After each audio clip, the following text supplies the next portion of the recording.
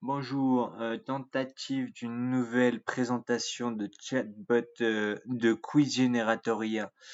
Quiz Generatoria étant une application de génération de quiz et de conversation à travers un chat avec un bot GPT qui est dédié au quiz.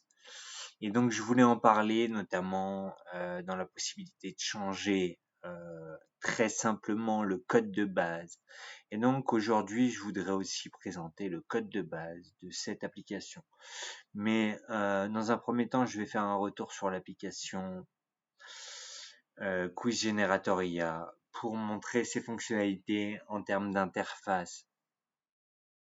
Donc sur ma page d'accueil, j'ai un bouton dans mon body Create New Quiz qui me permet de créer un quiz. Et sinon, j'ai une liste de conversations favoris, de quiz favoris. Et en bottom bar, je peux accéder à l'historique de toutes mes conversations pour possiblement pouvoir les reprendre chacune. Donc possiblement dans une conversation de chatbot, je peux mettre en favori ou non. Et puis sinon, je converse avec un chatbot GPT qui est dédié au quiz. Donc si je reprends la discussion, je lui dis bonjour, il me dit bonjour, prêt pour le quiz sur le Seigneur des Anneaux. Ça c'est parce que en tant que prompt, possiblement on va recommencer en fait dans ce test. Je vais create new quiz. Je vais le nommer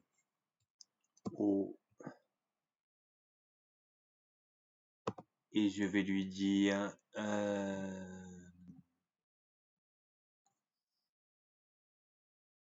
j'aimerais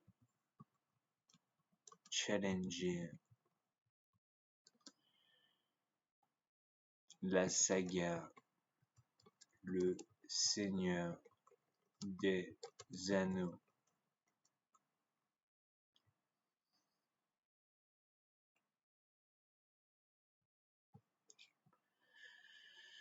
Voilà, je save quiz. J'arrive sur un chatbot, encore une fois, je peux mettre en favori ou je peux pop retourne.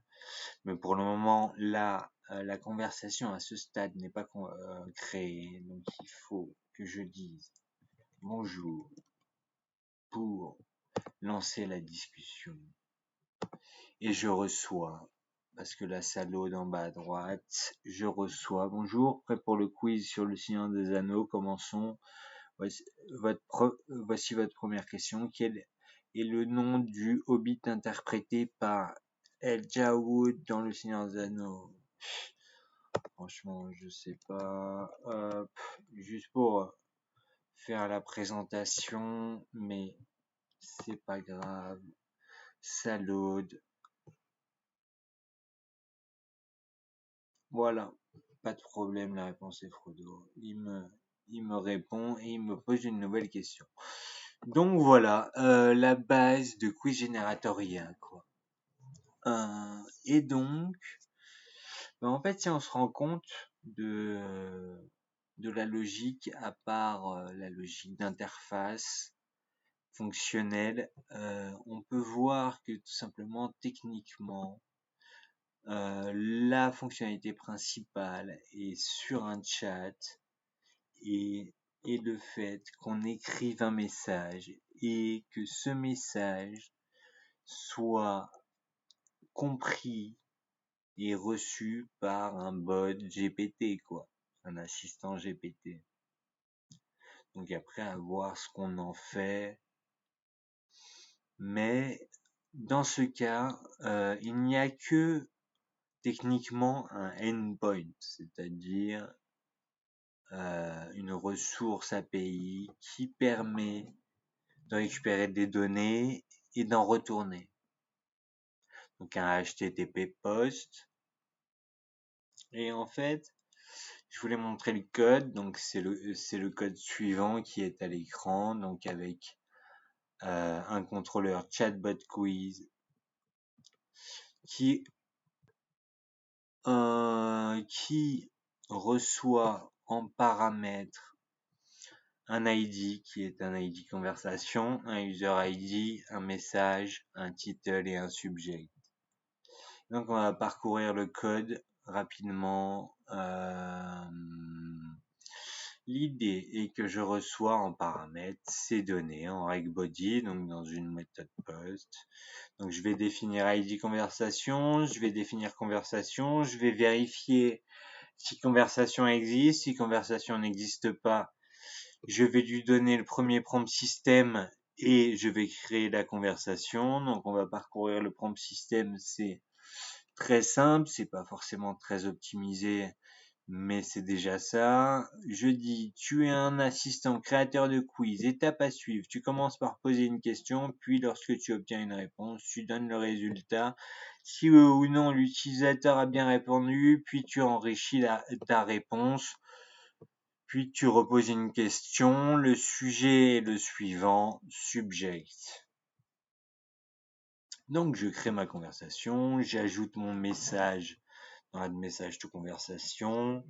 En base de données, je push message for ChatGPT, c'est-à-dire que je map sur mes messages de ma conversation et je crée un historique de conversation avec différents utilisateurs, c'est-à-dire utilisateurs, système et assistants. J'envoie les informations à GPT-4. Je reçois une réponse, je l'ajoute à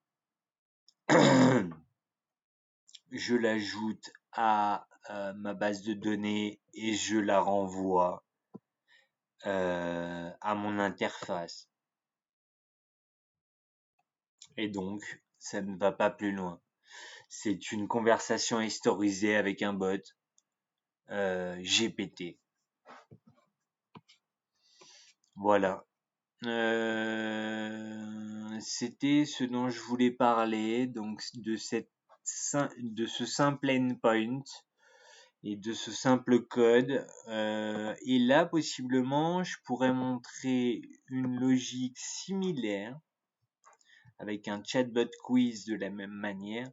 Mais là, je suis sur l'application Text ou Songia qui exploite l'API non pas ChatGPT, mais l'API Suno AI, qui est une application, une API qui génère de la musique, génère une musique avec son et voix, voix, ouais, voilà, et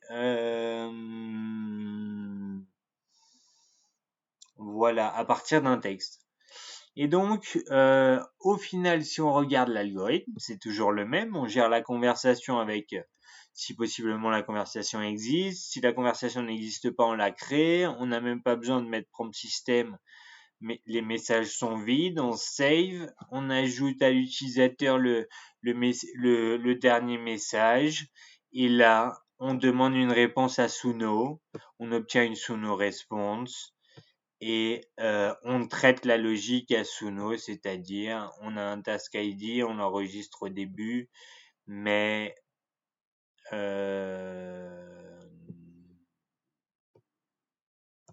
il faut un callback, c'est-à-dire dans les paramètres de Suno, il faut un callback URL. Et à partir de là, on a le fichier créé.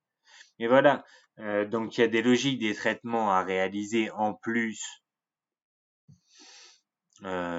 pour s'adapter aux AI qu'on utilise, mais la logique de conversation avec un bot, surtout l'interface liée pour la conversation avec un bot, ne se résume techniquement au final que par un endpoint. Et donc voilà, cela fait suite à mes dernières vidéos. Si vous avez suivi, merci à vous. Il n'y a pas eu de bug, ça fait 9 minutes. Sur un filigrane pour le moment, mais voilà. Je vous montrer un peu de code, un peu codé avec le cube bien sûr, mais voilà. Merci à vous.